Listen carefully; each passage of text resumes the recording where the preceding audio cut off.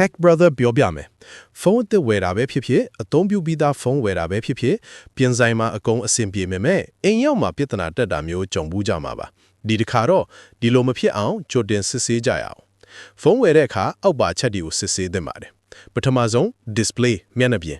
dead pixel အနက်ဆက်လေးရှိလား burn in ပုံဟောင်းဆွဲနေလားစစ်ပါ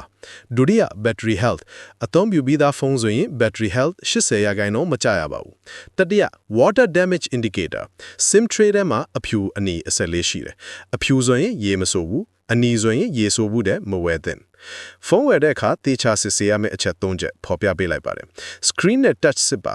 ဖုန်းထဲက calculator app ဖွင့်ပါနံပါတ်တွေအကုန်နှိပ်ကြည့်ပါ screen ရဲ့နေရာအားလုံးကိုလက်ချောင်းနဲ့ပုတ်ကြည့်ပါ dead spot နှိပ်လို့မရတဲ့နေရာရှိရင်မဝယ်ပါနဲ့ပြီးရင် white black red green blue screen ကိုပြောင်းကြည့်တဲ့ app screen tester သွင်းပြီး dead pixel ရှိမရှိစစ်ပါနံပါတ်2 camera နဲ့ speaker စစ်ပါ front camera နဲ့ back camera နှစ်ခုလုံးကိုဓာတ်ပုံရိုက်ကြည့်ပါအဆက်ပြောက်ပါလားအယောင်မှန်လားကြည့်ပါ speaker ကိုအတန်ကြဲကြဲဖွင့်ပြီးဘူးတန်သို့မဟုတ်အတန်ရှိမရှိနားထောင်ပါနံပါတ်3 IMEI စစ်ပါဖုန်းထဲမှာ *#06# ခေါ်ပြီး IMEI နံပါတ်ကိုကြည့်ပါဒီနံပါတ်ကို imei.info မှာရိုက်ထည့်ပြီးဖုန်းအစစ်လားခိုးမှုနဲ့ဆိုင်လားစစ်လို့ရပါတယ်ဒီလိုစစ်ဆေးရင်ပြဿနာရှိတဲ့ဖုန်းကိုကြိုသိရပြီးငွေကုန်သက်သာမယ်အားနည်းချက်ကအချိန်နဲ့ယူရတယ်ဒါပေမဲ့ရေရှည်အတွက်အကျိုးရှိပါတယ်တစ်နေ့9မိနစ်တစ်ပတ်3ချိန်ဒီအချိန်လေးနဲ့သင်ဟာဖုန်းကိုပိုတော်တဲ့အသုံးပြုသူတစ်ယောက်ဖြစ်လာပါလိမ့်မယ်